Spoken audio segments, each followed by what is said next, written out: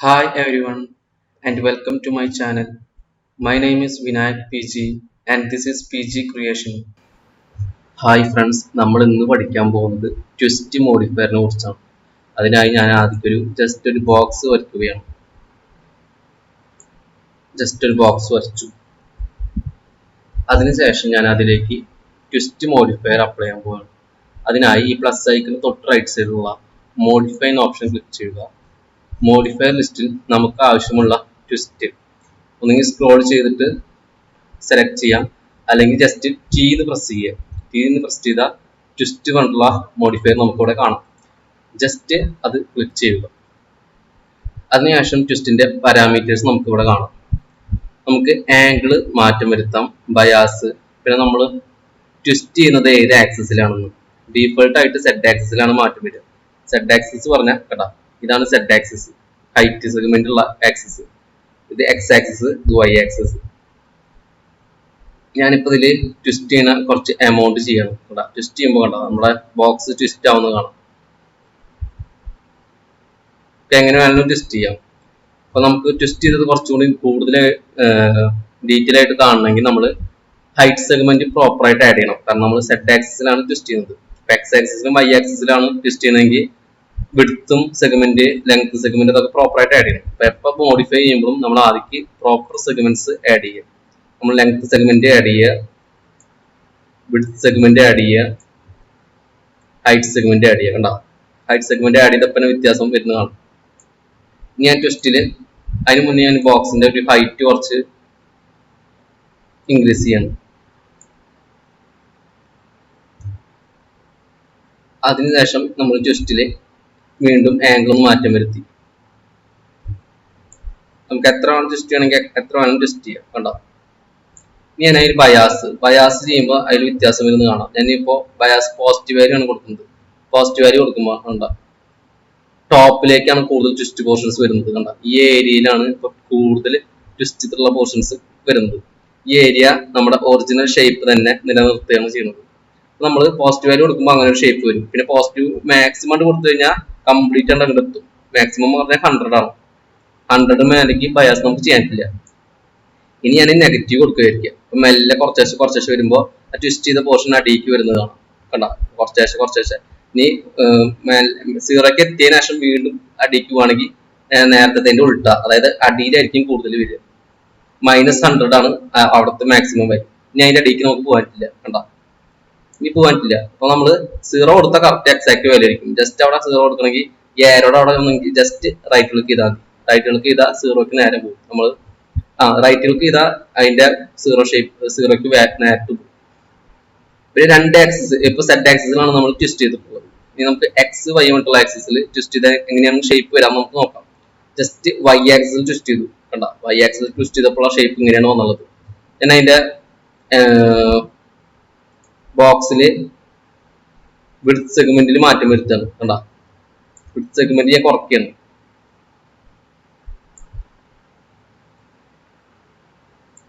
അപ്പോഴും വലിയ വ്യത്യാസം കാണാനില്ല. ഇതന്നെ ഷേപ്പ്.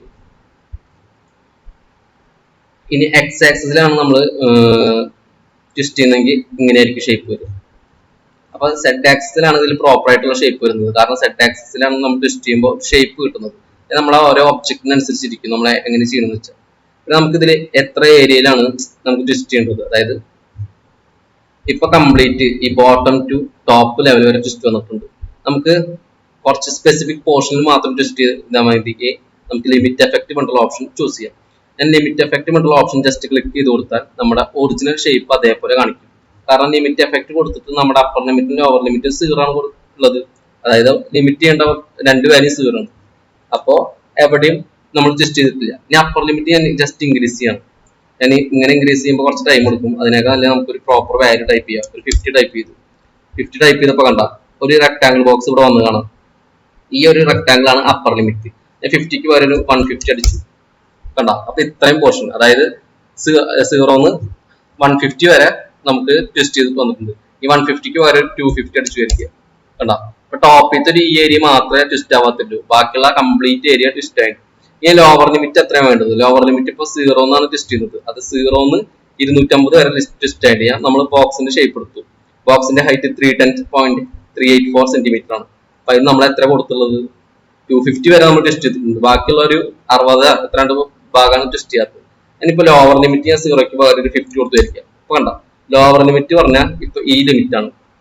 അതായത് ഇപ്പൊ നമ്മുടെ ഈ ബോക്സിന്റെ ലോവർ ലിമിറ്റ് ഈ ഒരു പോയിന്റും അപ്പർ ലിമിറ്റ് ഈ ഒരു പോയിന്റും ആണ്. ഈ രണ്ട് പോയിന്റിന്റെ ഇടയിലുള്ള ഒരു പോർഷനിൽ മാത്രമേ ട്വിസ്റ്റ് വർക്കുള്ളൂ. ഞാൻ ഇവിടെ ഇൻക്രീസ് ചെയ്യും തോറും കണ്ട ട്വിസ്റ്റിന്റെ ഏരിയ കുറഞ്ഞു വരികയാണ്. അതായത് ഇത്ര ഒരു ഏരിയ മാത്രമേ ട്വിസ്റ്റ് ആവുള്ളൂ. അപ്പൊ അത് നമുക്ക് മാറ്റം വരുത്താനാണ് ഈ twist option limit effect option use ചെയ്യുന്നത്. ഇനി ഇതിൽ തന്നെ രണ്ട് സബ് ഓപ്ഷൻ ഉണ്ട് ട്വിസ്റ്റിൽ രണ്ട് സബ് ഓപ്ഷൻ കിട്ടാൻ വേണ്ടിയിട്ട് ട്വിസ്റ്റിന്റെ ലെഫ്റ്റ് സൈഡിലുള്ള ഒരു ട്രയാങ്കിൾ ആരോ ഉണ്ട്. അത് ജസ്റ്റ് ക്ലിക്ക് ചെയ്യും. നമുക്ക് ഗിസ്മോ പറഞ്ഞിട്ടുള്ള ഓപ്ഷൻ ഉണ്ട്. ഗിസ്മോ ക്ലിക്ക് ചെയ്താൽ നമ്മുടെ ഒബ്ജക്റ്റിനെ കവർ ചെയ്തിട്ട് വേറൊരു യെല്ലോ കളറിലുള്ള ഒരു ബോക്സ് വന്ന് കാണാം. ആ ബോക്സ് നമുക്ക് മൂവ് ചെയ്യാം, റൊട്ടേറ്റ് ചെയ്യാം, സ്കെയിൽ ചെയ്യാം. മൂവ് ചെയ്യണമെങ്കിൽ ഓൾറെഡി മൂവ് ടൂളിലാണ് കിടക്കുന്നത്. അപ്പൊ സെറ്റ് ആക്സിസ് മൂവ് ചെയ്യുമ്പോൾ വേണ്ട ഷേപ്പിൽ വ്യത്യാസം വരുന്നത് കണ്ടോ. ഇങ്ങനെ എക്സ് ആക്സിസിലെ മൂവ് ചെയ്യണമെങ്കിൽ എക്സ് ആക്സിസിൽ മൂവ് ചെയ്യുമ്പോൾ അനുസരിച്ച് ഷേപ്പ് വ്യത്യാസം വരുന്നത് കാണാം. വൈ ആക്സിസിൽ മൂവ് ചെയ്യുകയാണെങ്കിൽ വൈ ആക്സിസിൽ വ്യത്യാസം വരുന്നതാണ്.